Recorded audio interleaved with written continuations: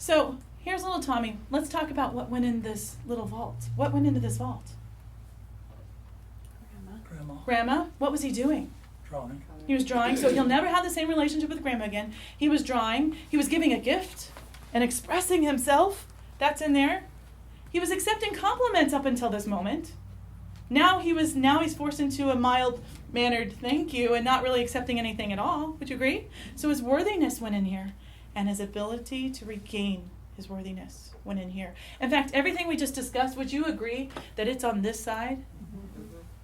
And so something you need to know. You cannot access this unless this side is open. You cannot access your optimum code unless your feelings are on. Because you can have all the knowledge in the world, but if you don't have the feelings to know when and where to express it, it's no good to you. This is your GPS, your God positioning system. And so what's interesting about this is that this is Old Testament and this is New Testament, and the main key figure was Jesus Christ in the New Testament. Think about this. And this is the access to God. He says, I am the way, the truth, and life, and no one can come unto God except through me. Right? Didn't he say that? So he was representing the right brain. He wasn't a deity. He wasn't saying you have to come through Jesus Christ the person. He was saying, do as I do. Come follow me. Do as I do. Let me show you the way. This is what I did to self-correct and to move into a different format. Right? And so, in order to access this, we have to have these feelings on. Right? You have to put love there. Love is definitely there. 0. Old Testament law and New Testament love. What's the Old Testament? Law. Low?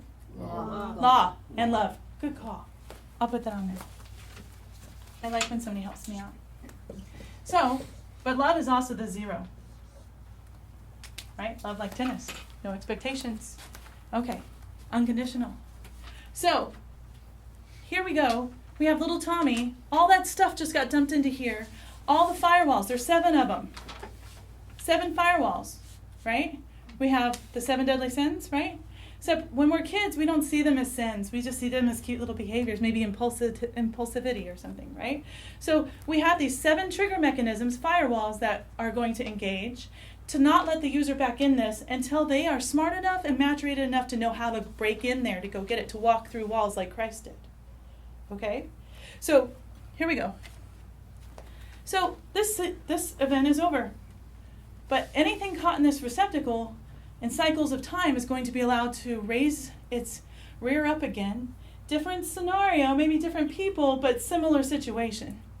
And so this is about shame. So 3 months from now, Tommy's going to be in school. And anything that's locked inside of here is going to be a no-no pile.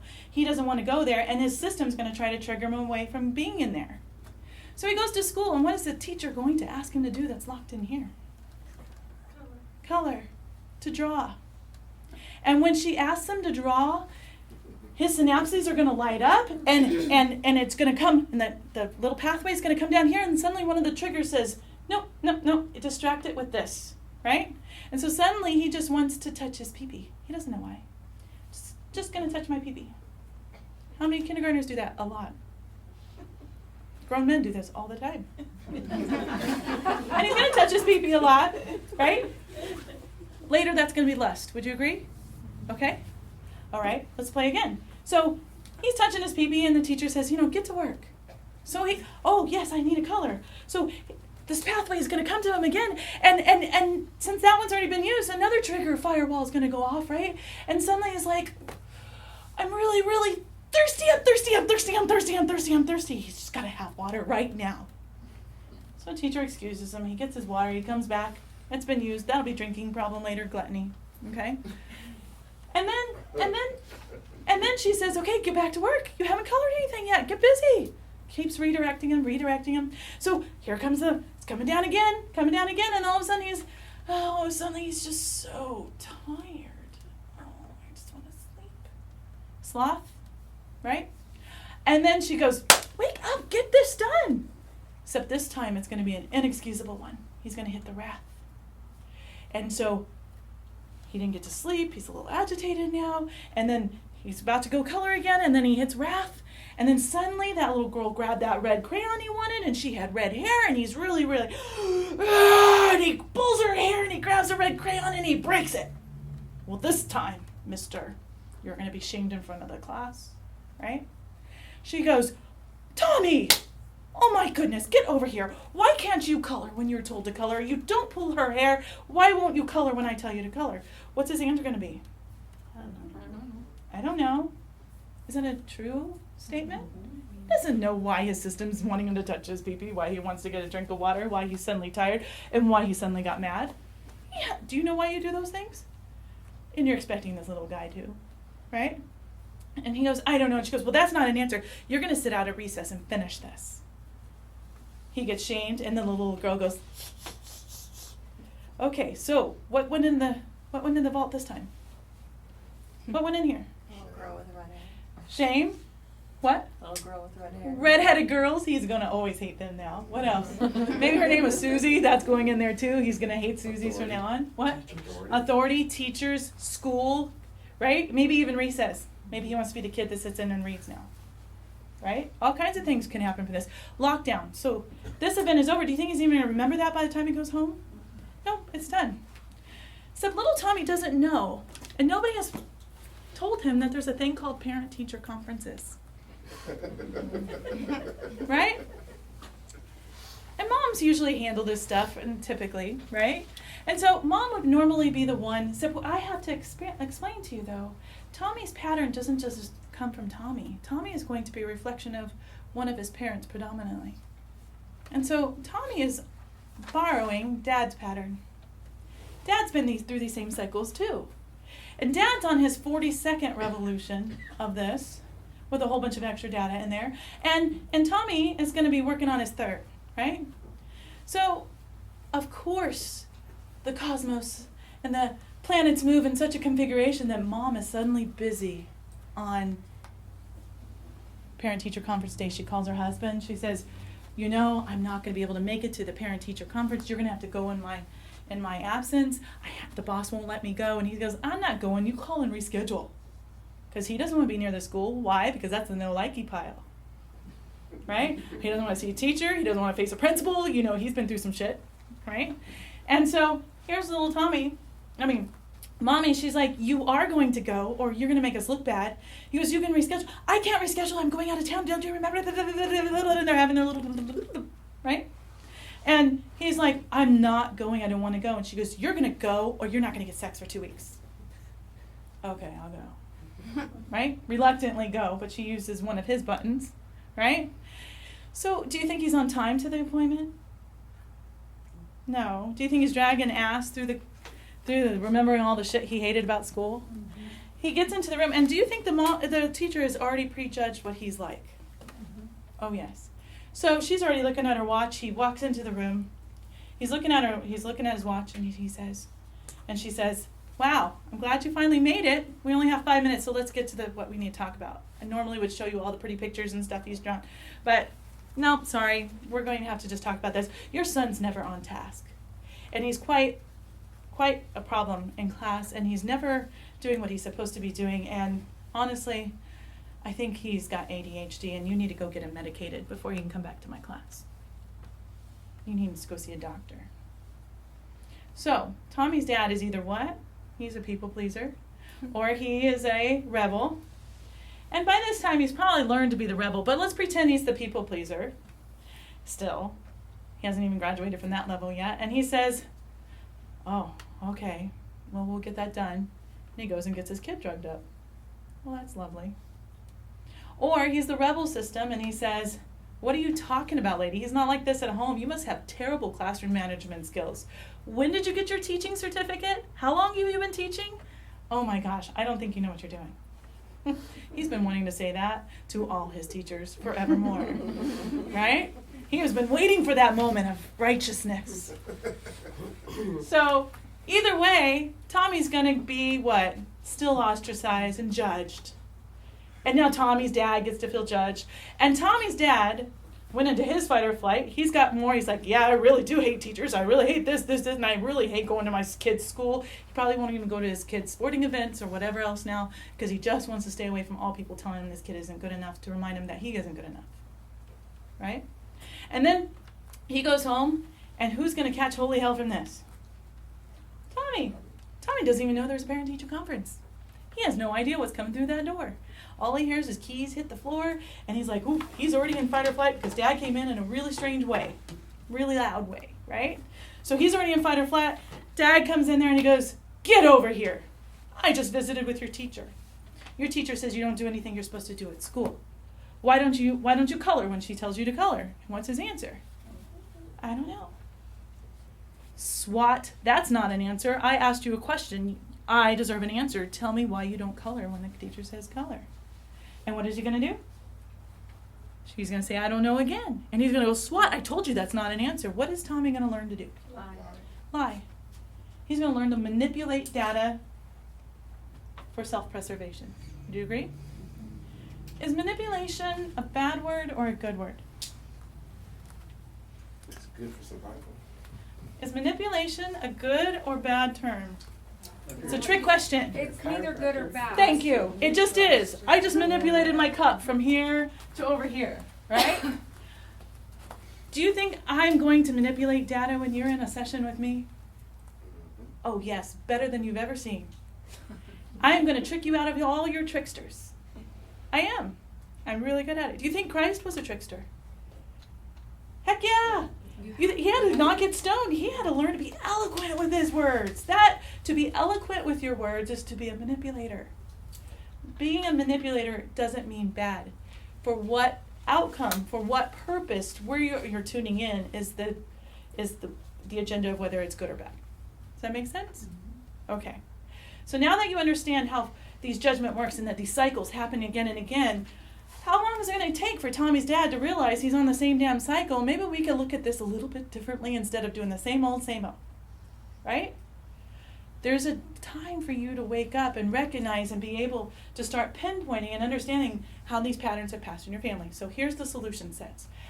In order to clean this up, you like that. In order to clean this up, we've got to get our conscious mind engaged. Would you agree? That's our awareness.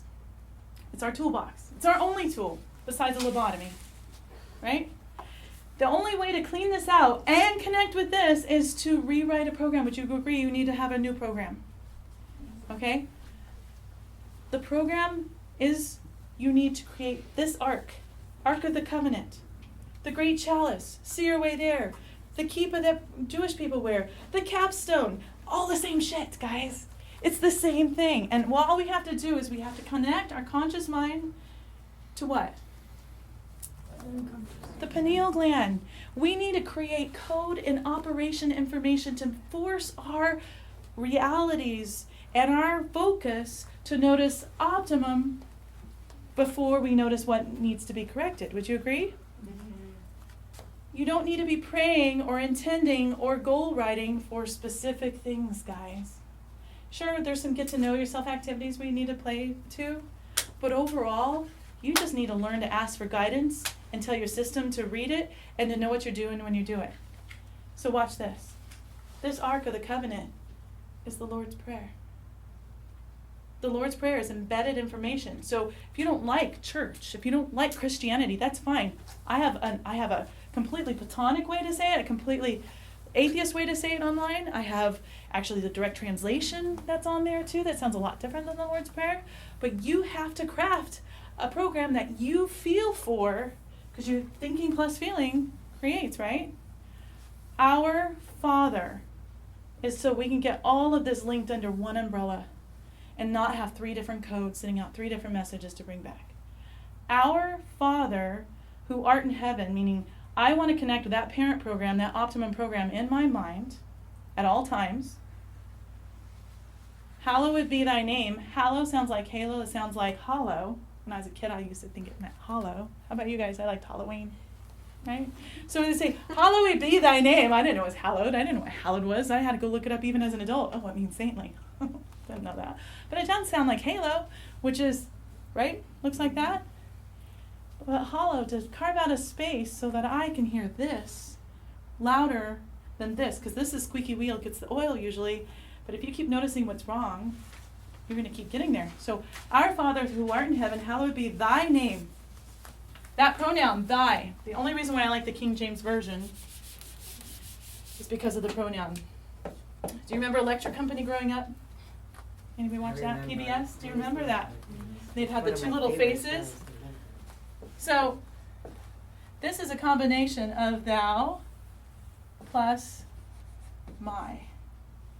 Hallowed be thy name. I want to bring, instead of being separate from God, I want to bring my will and God's will together as one. So thou and my together makes thy. Name is fill in the blank here, Samantha. You think I'm kidding? Hallowed be thy name, Samantha. I want to be one of the names of God. I want to work in the name of God. I want to be optimum that serves one, myself and others, and it's not some holier than thou, pious, we don't do anything fun stance. Whoever came up with that shit was bonkers. We're supposed to enjoy this life. It's supposed to be great. So hallowed be thy name, thy kingdom come, thy will be done on earth as it is in heaven, meaning I want to bring this to light, my optimum code to light, instead of always this, the viral stuff. Hallowed be thy name. Thy kingdom come, thy will be done on earth as it is in heaven, meaning I want to bring this into my experience. Give us this day our daily bread means I'm going to follow the breadcrumbs today of what was given to me by syncing up with this. Instead of asking for more or wanting less, I'm going to ask, why is it I have what I have on my table now? And understand it. Right? Give us this day our daily bread, and forgive us our trespasses as we forgive those who trespass against us, means we no longer want to live in victim or perpetrator mindsets, right? I'll teach that in a second. Lead us not into temptation, but deliver us from evil means if I put this on, I'm creating a grace period so that the shit's not hitting the fan so hard, so I can start working through this stuff, right? So you're initiating a grace period to look at this stuff. Lead us not into temptation, but deliver us from evil means I'm going to turn this dark to my most light. So it looks like a light bulb. You're going to realize that all the best parts of you, all the genius of what was crafted in you, came within the dark packages. And it's up to you to turn that lead to gold, to become the alchemist of your own design, to understand the perfection you were built with, even though it came through painful experiences. Right? So, for thine be the glory forever and ever, amen. When you wear this hat, no one can usurp you. Their free will is always going to be lesser than you wearing this. So you're going to always be able to out-trick them, out-fox them. You can't beat it. You can join it, but you can't beat it. It's true. I haven't said that before, have I? That's pretty good. All right. So here we go. Last part, forgiveness. So how do we get here? So we need to start issuing that as our program each day, but you need to feel it. That's why I use hand gestures. You need to feel it, use your body sensory, understand what embedded information is in that. If you don't understand the embedded stuff, it doesn't really work because you're not feeling it. You're thinking it, but you're not feeling it. You need fuel. So that's why I'm trying to give you a new essence of understanding what it is that you're trying to generate, right? You want to get this shit out of your life, the stuff that doesn't feel good, right? This is how you do so. So last part, forgiveness. Understanding what came before and who did you give it to. Recognizing that everything that you experience that is not fun has come from your forefathers and you're giving it to your kids or giving it to your pets or giving it to your partners, whatever you've got streaming through you. So to understand what came before and who to give it to, notice these look like scales, right? We got to get under this one, stand on top of that one, stop playing the perpetrator victim game, wipe all the sin on you. We need to descend into hell, resurrect information, and transfigure it so we can send into heaven. How do we do that? 3-part letter writing process, one for mom, one for dad first, always. Even if they're dead, even if they left, doesn't matter. Always those, and then any other caregivers you had that you also promoted a lot of code from, step-parents, grandparents, things like that, uncles, adopted parents, foster parents, whatever. Each person has to have their own letter, though, because you have viral patterns that came from each nurture and nature experience you've had. When you do this, it changes everything. It's called supernatural shifts, supernatural healing. Supernatural doesn't mean some woo-woo-y crap, but you do have sudden changes in the physical environment when you make mental changes and you know how to do it in a really neat way. It looks miraculous, but I don't believe in miracles. I believe in supernatural shifts based on change of mind.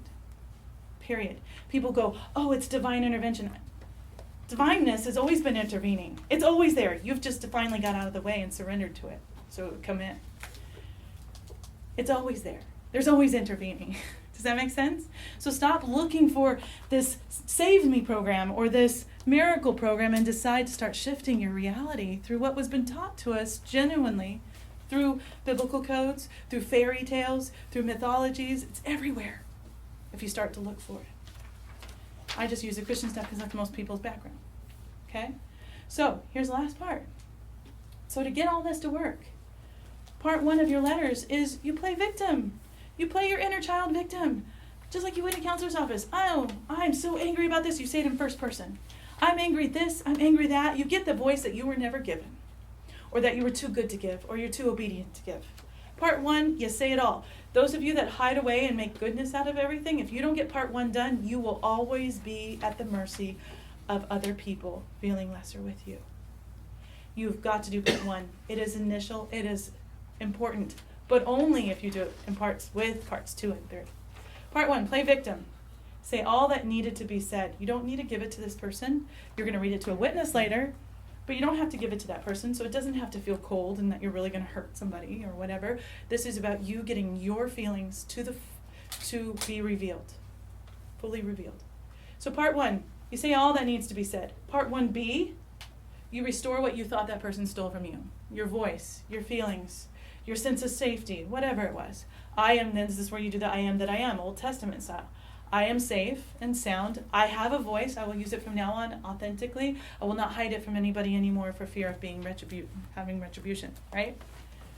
So part 1, play victim. Part 1B, restore what you thought you lost. Part 2, realize that whatever, judge not lest you be judged. If you judged yourself as a victim and somebody else as a perpetrator, you, unbeknownst to you, have uploaded urges and temptations to become just like the person you judged so you can create compassion. So when we start uploading urges, where do your urges come from? Where do your temptations come from? This needs to be taught in AA, right? Where do your urges and temptations come from? From former judgments. That's where they come from. A playing victim. And so these urges that they came up, you've either perpetuated them to someone else, or you've ignored them like I do, and it created cancer so that I would still end up neglecting my children because I'd be dead, right? So I didn't pass on the molestation stuff to my kids. I was really good about changing and very aware, but because I didn't listen to my own stuff that was happening to me, I was going to end up neglecting them, and God knows what would have happened after that. Same pattern, because I mutated cells by my own neglect of having this urge come up inside of me over and over. So part 2 is recognizing the perpetuation of the pattern and being able to point it out. When you realize that you are just as guilty as the person up here, guess what's easy to do? Forgive us, for we know not what we do. We go here. And once we're here, this isn't enough, because those scales can be tipped again. They're supposed to be turning those tables over for good in the temple, so they don't come back to 0 point. How do we do that? Part 3. How was it perfect for you to endure what you endured? What characteristics out of the name of survival did you develop because of it? Did you become very good at noticing how people say things? Are you really good at manipulating data? Sure, you became a good salesperson, but that's not what it was really designed for. If you're a good manipulator, you're here to help people get out of their own tricksters, right? There's lots of reasons why you endured what you endured that can be turned into pots of gold. Now I'm talking about the money kind. I'm talking about wealth in all ways. So in part 3, you need to be able to recognize why you endured. I was beaten to a bloody pulp all the time. My alertness was huge. Guess how aware I am today? That awareness came from alertness. And I'm grateful. So thank you, Dad, or thank you, God, for giving me a dad, even though it was uncomfortable, that made me be on my toes at all times, that I learned awareness. Thank you, God, for giving me this dad who was never going to tell me I'm good enough so that I didn't get overly attached to him, so I would learn that I was good enough through other vehicles called spirituality, God, books, things like that, right? Thank you for giving me a man that made me always attract bad men until I learned to stop serving man and learn to serve God. Oh, that's a good one too. There's a ton of things I can be grateful for through the negative influence. Does that make sense? What was I being created for? So, when you do these letters, last part, 4th part, you have to read them to a witness, but I like the witness to be a bystander, and you're actually reading it to the essence of that person, even if they're not there. Does that make sense? And so, but somebody needs to witness it, because when somebody else is witnessing it, our brain does some interesting things. And it has to be spoken in your own voice, out loud, not by yourself, because your voice is signature coded, uniquely coded to hit both of your hemispheres, left and right, through your ears, to shift your reality. It's called EMDR, but sometimes it's not used properly in counseling offices. And so I want to make sure you understand this. Through bilateral stimulation, it starts to shift you and shift your reality. When you do this, and you do it properly, you're going to have catharsis. And that catharsis is going to be witnessed by someone else, but guess what? That witness, law of attraction, means they are having catharsis too. It was also something they've endured in some respects. Because there's no chance meeting that you guys are together. Does that make sense? When you have this catharsis and you share it in front of your loved one, or you share it in front of me as your therapist, what's really cool is when you go to sleep that night, the next day stuff starts to shift wildly. And that's why you don't want to do mom and dad in the same day or the same week, probably not even the same 2 weeks, because a lot of stuff moves. I have plenty of people here that, raise your hand if you have a story that you would share if somebody asked. Okay, lots of stories in here of people's realities shifting because they're doing their work. This works. This isn't blowing smoke. But it takes a lot of effort to walk through these firewalls. You want to run away from it. You'll find a way to distract yourself from it. You kind of give it up and say, I'm not going to do it, I'm not going to do it, and then your system yells at you until you do, thankfully, but uncomfortably. Does that make sense? So you have to do this work. If you're in this room, you're meant to do this work. You don't do this work, your system's going to create a lot of upheaval until you decide, oh, maybe I'll do this work. There's no way of escaping it. Not even if you off yourself. If you off yourself, you come back into a form to do the same patterns again. Lovely. Isn't that great? Even if you cut off every family member and everybody in your life and you go live like a hermit, schizophrenia sets in because all the ghosts in the world that resemble the same law of attraction are going to come pick on you. Isn't that lovely? You're not going to escape it. It's time to deal with it. Does that make sense? These solutions work. Please use them, whether you come see me or not. So my demonstration is just about over. I will do my raffle, but I want to get these guys out of here. I have one more thing to say. When I have my sessions, your first one's 2 hours long. I use various tools, whether it's numerology or whatever, astrology parts, phonemic awareness of your name, Kabbalah kind of stuff, whatever I use in my office for that time with you, plus just straight up intuitiveness. It's so that I can assist you to reach your optimum for one and all function as well. Does that make sense? And when you come in there, yeah, we have some wow moments. Sometimes it includes mediumship if you're still stuck on a dead person that needs to shift, unfinished business, whatever. But you don't come in the room and ask me for that. That's not how it works. I just tune in and it gives you what you need, and there's no questioning it. When you're in there, you're going, how can you know that? Okay, that's so true. Okay, and you finally realize, I'm getting lots of confirmations from lots of different scenarios. Does that make sense? That things you could have looked up yourself, actually. And so I'm going to start demonstrating that which you need to start participating in, so you don't need someone like me. You don't need a priest. You don't need someone like me.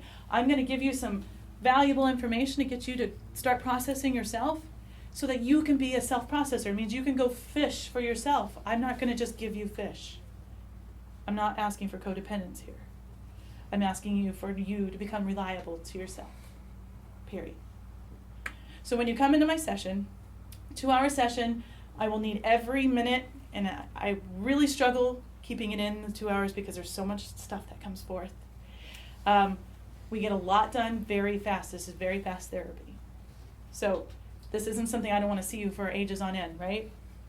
You get stuff done, and then you kind of go on your way, and then you might do a check-in like 3 months later just to tell me how awesome your life is. Okay? Right? Isn't that what you guys do? So this works. Please utilize. If you don't see me again ever, you've got the information at your fingertips now. I've just decoded the very things that have been there all along in black and white print in the Bible, actually. And I've given you decoding of it, and it doesn't matter if you're a Christian, it doesn't matter if you ever say the word Christ. Use the recipe. Get me? That guy named Christ did not have an ego that cared at all that you said his name. He just got the information to this place today so that you could decode your own self. That makes sense? So know thyself. I hope you guys have had a nice time tonight. Any questions before we completely, I'm going to let these guys go, but I want to get you guys into the raffle, and then I'll do 2 mini reads, and we don't need to film that. So, any questions? After Jonathan? we share with the other person, is the bystander? Yeah. The letters? Mm-hmm. Then do we freeze it or burn it? You don't have, in fact, you know what? It's a good question. So keep it, because when your kids grow up, it's nice for them to have more data to work with. Because you're not going to raise your kids perfectly. You're not supposed to. They're supposed to have stuff to work on. Yes? So keep it for your kids. Keep it for anybody else that you might yeah, put it in your freezer. Say, when this melts, that's when you guys get to do this. I say keep it, but that's funny. Don't freeze or burn. Or freeze or burn. Any other questions? Good question. Anything else? You had some good questions earlier. Did I answer some of them? Yeah. Okay. Anything else? Does it make sense now why all that stuff's out there instead of being some ragtag, hypocritical stuff that we learned in church? Does it make more sense for those of you that have Christian and Catholic backgrounds? Maybe? Makes a lot of sense. Thank you. Thank you. So the Quantum Bible class is going to be starting up here. Please join my meetup group. Take your blue sheets home. It has, if you want free sessions, there's ways to earn free sessions on there. Please read it.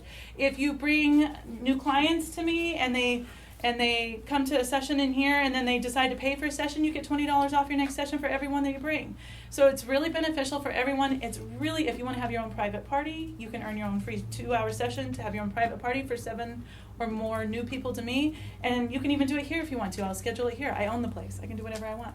So, or if you can do it at your house, we can do it at your house. Whatever. But it's nice when other people that you know are on, at least in the know of what you're working on. So that way they can expect, especially if you want to stay in relationship to them, sometimes it's nice to be able to read those letters out loud, understanding that reading these out loud, that this person knows what to expect and that they're not to take it personal, that their letter would probably look very similar to one of their parents. Does that make sense? It changes relationships like this.